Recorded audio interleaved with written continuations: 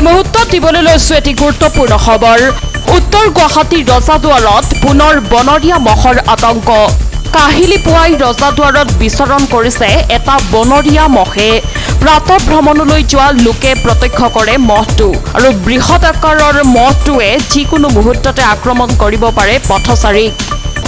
কেইদিনমান পূৰ্বে দৌল গোবিন্দ মন্দিৰৰ সন্মুখত আক্ৰমণ কৰিছিল প্ৰাতঃ ভ্ৰমণলৈ যোৱা লোকক আৰু বন বিভাগক ব্যৱস্থা গ্ৰহণ কৰাৰ বাবে আহ্বান জনাইছে এতিয়া স্থানীয় ৰাইজে। আমি পুনৰবাৰ জনাবলৈ লৈছো এটি গুৰুত্বপূৰ্ণ খবৰ।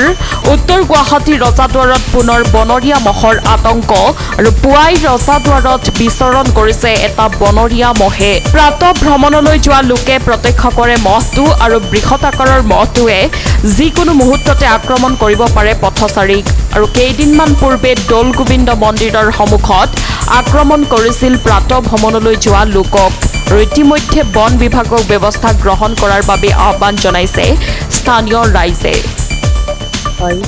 ভয় লাগিছে ওলাবৰ কাৰণে। আজি 4-5 দিনেই হ'ল মহটো ওলাবৰ কাৰণে।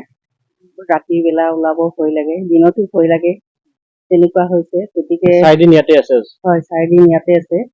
খুব ৰাতিপুৱাতে সোমালাহি ইয়াতে, তাৰপিছৰ পৰা এতিয়া ওলোৱা নাই। সকলো মানুহৰে ভয় হৈছে ওলাব সোমাবৰ কাৰণে। গতিকে এইখিনি ফৰেষ্টৰ মানুহ আহিছে, কিন্তু কাম হোৱা নাই, বৰ্তমানলৈ ধৰিব পৰা নাই এতিয়ালৈ। আছে যিটো বনৰীয়া মহ এইটো অসুস্থ বুলি বা আঘাতপ্ৰাপ্ত বুলি জানিব পাৰিছো। হয়, আমি পাব্লিকে কোৱা মতে শুনিছো দৌল গোবিন্দ মন্দিৰৰ মানে ৰেলিঙৰ ওপৰেদি পাৰ হওঁতে মানে ৰেলিং সোমাই গৈছে বুলি জনসাধাৰণে কৈছে। দুডাল ৰেলিং সোমাই থকা বুলি কৈছে আৰু এডাল বেন হৈ গৈছে। তাত দুডাল সোমাই থকা বুলি আমাক জনসাধাৰণে জনাইছে, কিন্তু আমি দেখা নাই বস্তুটো। বৰ্তমান আমি ৰাতিপুৱা 5টা বজাত আমাক ইনফৰমেশ্যন দিছিল। ইনফৰমেশ্যন দিয়াৰ পিছত আমি লগে লগে ইয়াত আহিছো, আহি ইয়াত পহৰা দি আছো। কিমান দিন হ'লে ইয়াত? এইটো আপোনাৰ 28 তাৰিখে ওলাইছিলে। ওলাৰ পৰা তাৰ পিছত আমি মহটো দেখা নাই।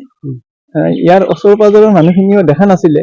আজি ৰাতিপুৱা ওচৰৰে মানুহ এজনে দেখিছে, দেখি আমাক ইনফৰমেশ্যনটো কৰিছে আৰু কৰাৰ লগে লগে আমি ইয়াত আহি উপস্থিত হৈছো। মহটো এটা আঘাতপ্ৰাপ্ত মহ, যিকোনো মুহূৰ্তত পথচাৰী বা সাধাৰণ লোকৰ হানি বিঘিনি কৰিব পাৰে। আপোনালোকৰ ফালৰ পৰা কি ব্যৱস্থা নাই? এতিয়া জনসাধাৰণে তাৰমানে ইয়াৰ মানুহ কৈছে আৰু কথাটো হ'ল কি মন্দিৰৰ বোলে কিবা দেৱাল পাৰ হওঁতে তাৰে ফেঞ্চিঙৰ তাৰমানে ৰড মানে সোমোৱা বুলি কৈছে মহটোৰ গাত। গতিকে সেইটো কিমান দূৰ সত্য কিন্তু আমি নাজানিম, কিন্তু তেখেতসকলে কোৱা মতেহে তাৰমানে আমি কথাটো আৰু মানে কি ব্যৱস্থা ল'ব আপোনালোকৰ ফালৰ পৰা? যদি মহটো আৰু ৰাস্তালৈ গুচি যায়, পথলৈ গুচি যায়, পথচাৰীক আঘাত কৰিব পাৰে, কিবা ব্যৱস্থা ল'ব? ব্যৱস্থা আমি তাৰমানে ওপৰত আমি কৈছো, জনাইছো, তেখেতসকলে এইটো মানে কিবা উপযুক্ত হয়তো ব্যৱস্থা ল'ব পাৰে। এইটো আৰু মানে তেখেতসকলে জানিব। হয়, আমি ৰাতিপুৱা 5:30 বজাতে আহিছো। আমাক তাৰমানে ইনফৰ্ম কৰাৰ কাৰণে আমি লগে লগে আহি ইয়াত বৰ্তমান ৰখীয়া হৈ আছো।